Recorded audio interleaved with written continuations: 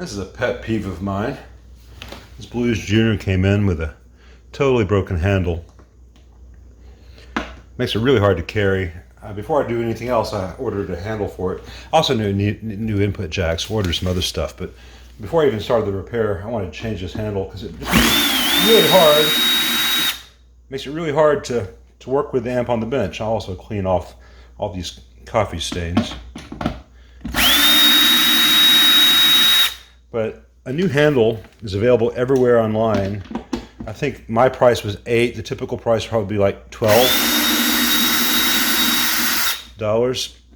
Shipping is not expensive on one simple thing like that. And besides making it a lot easier to move the damn things, you really don't want to drop these things. You really want to take care of your gear better than this. It's a little bit frustrating. I'm gonna clean some of the funk off before I put the new one on.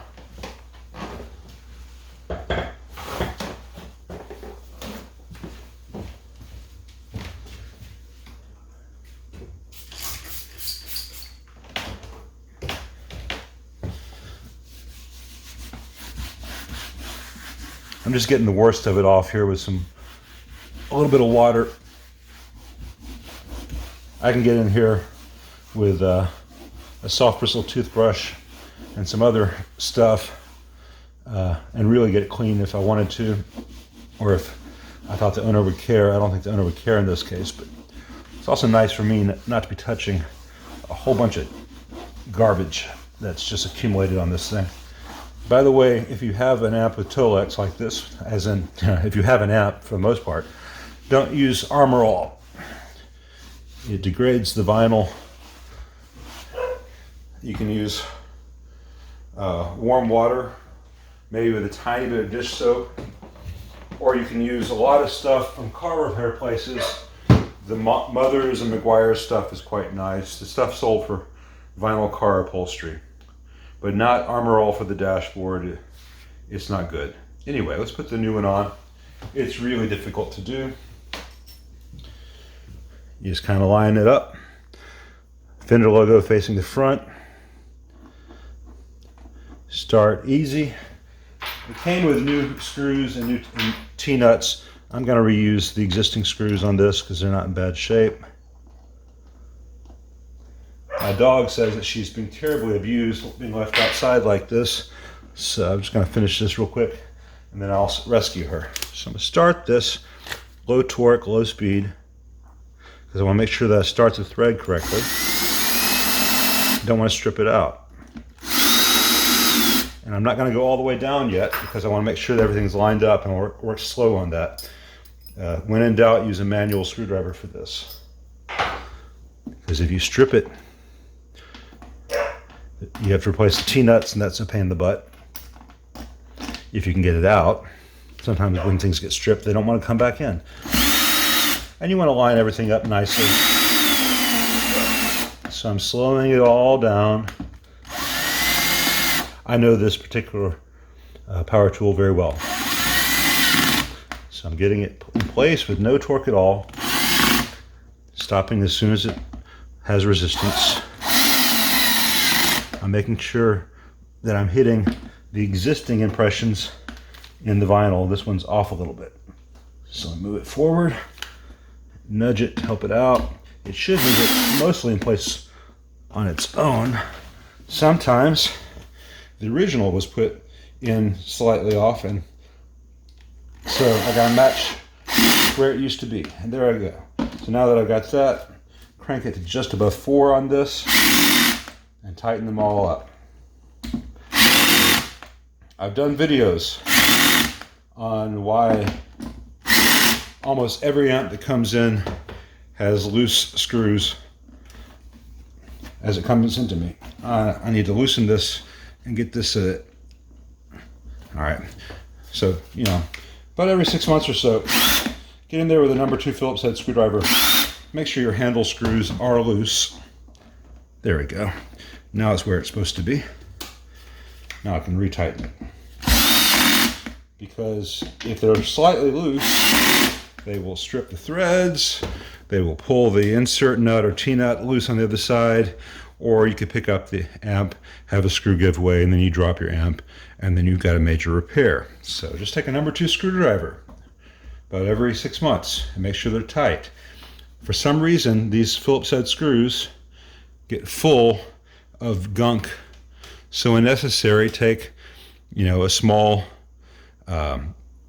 flathead screwdriver or a dental pick or a toothpick, whatever you have, and just get the gunk out of them, because when you do use a screwdriver on these, you don't want any gunk in there to keep it from fully engaging. Otherwise, that's how you strip screws. You want a good clean contact on all surfaces. Anyway, now I can fix this thing. All right, here's the inside of that Blues Junior, and everything has held up remarkably well. Some of the most fragile things have not broken, so this will be a minor repair. So the input jack was wonky, and here's why. Someone replaced it, and they lost all the pads. They just tore the board up doing it. They had the wrong temperature iron, either too hot or not hot enough, in which case you got to leave it on there a long time and it overheats things. Fortunately, I was already planning on replacing it with a switchgraph, so this nonsense is going to come out, and a switchgraph will go here. Let me do that. Pull it real quick. Farewell, crappy jack. You will not be missed. It's a shame someone decided they needed to butcher this, but it's a good thing I don't have to reuse this. So due to the overlarge opening, I will use a shoulder isolation setup on the new switchgraph jack, and I'll change this to manual. The opening is just too large, much larger than I said. Auto mode, please. Autofocus. All right.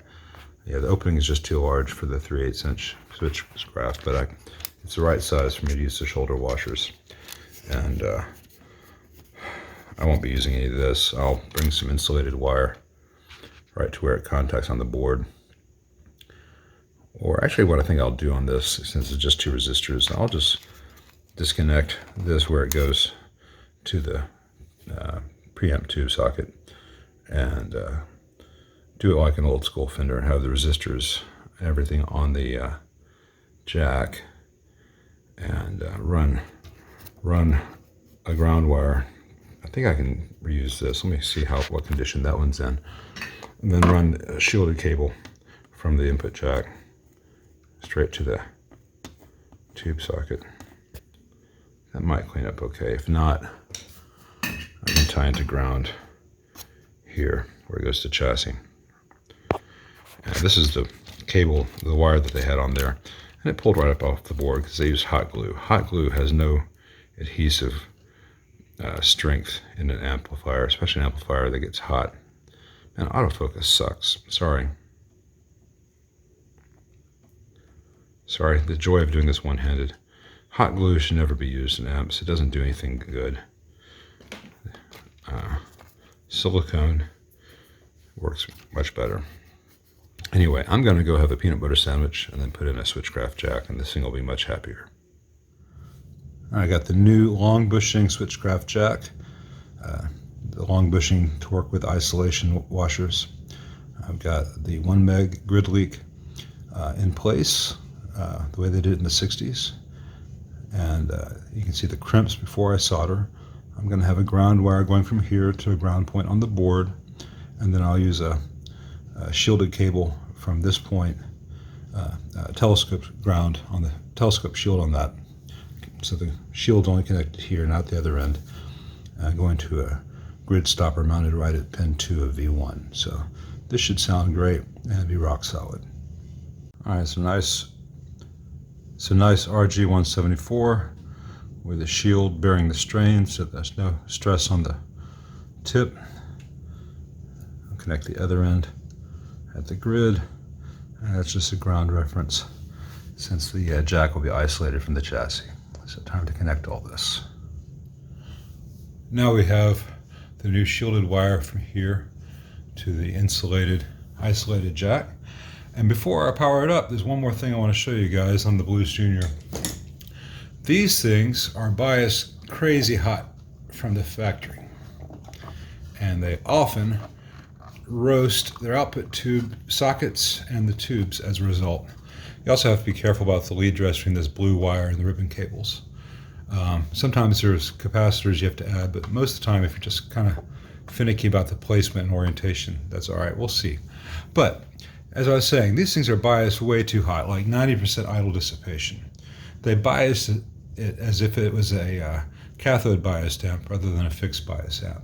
Someone misread a data sheet or just didn't know what they were doing. Spin the wheel of stupidity. You'll end up on something plausible. So anyway, what's happening here is R51 and R52 form a voltage divider that sets the bias voltage. R51 is a 33K, R52 is a 22K, and that makes just too negative a voltage for the bias reference and makes the tubes idle too hot. You can, oops, drop something. You can take out R51 and replace it with a 24K if you want. That sets it to a nice idle of about 55%, which is very typical for what you'd find in a 60s Fender. You can put in a trim pot if you want to really fine tune it. I find, given the low cost of these amps and the I feel the responsibility to keep the repair bill as low as possible.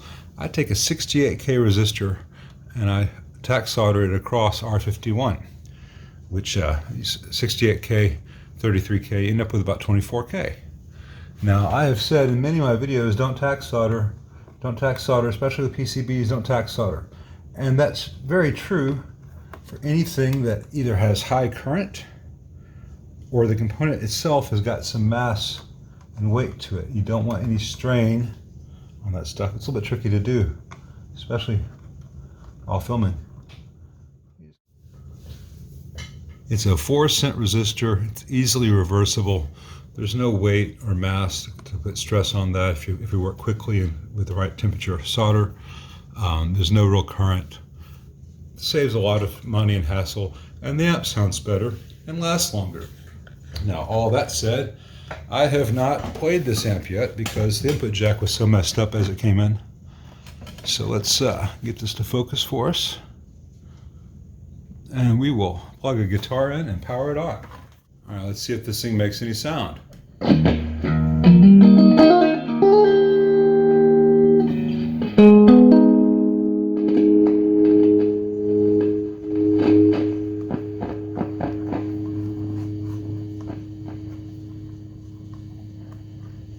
right, some of the pots may need to be cleaned.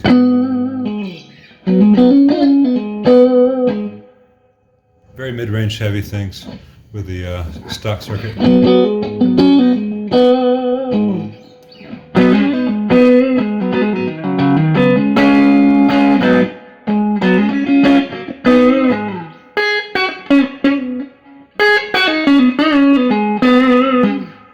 It's sounding very promising. Sorry about the flub there. I'm playing without a pick, which always throws me off my game until I get used to it. It takes about 10 minutes. Sometimes I have to clean these pots, and sometimes, just because they haven't been used in a while, you can just rotate them back and forth a little bit, see if the noise dissipates. That one's definitely getting better.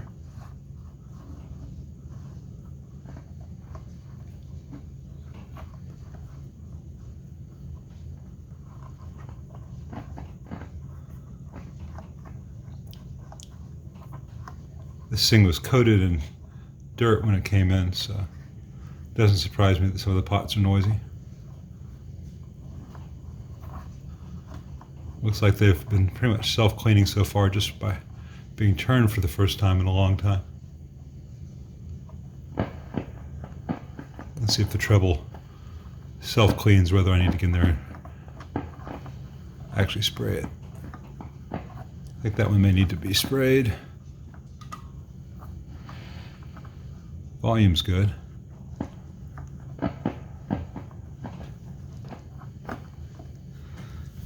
Anyway, I'll do that in just a little bit. But that's a very promising start.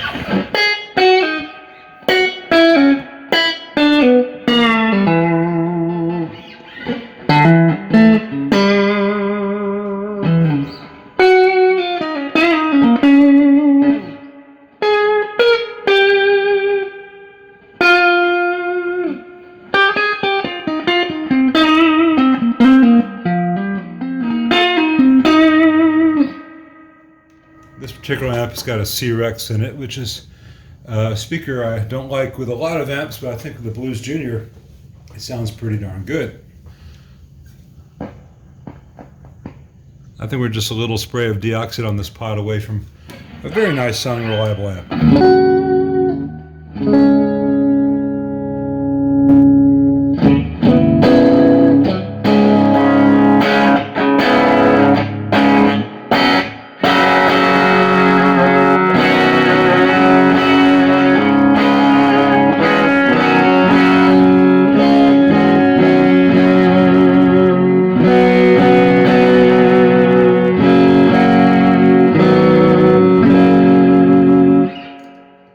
And for anyone saying that by cooling the bias off, I ruined the amp or made it sterile, hogwash.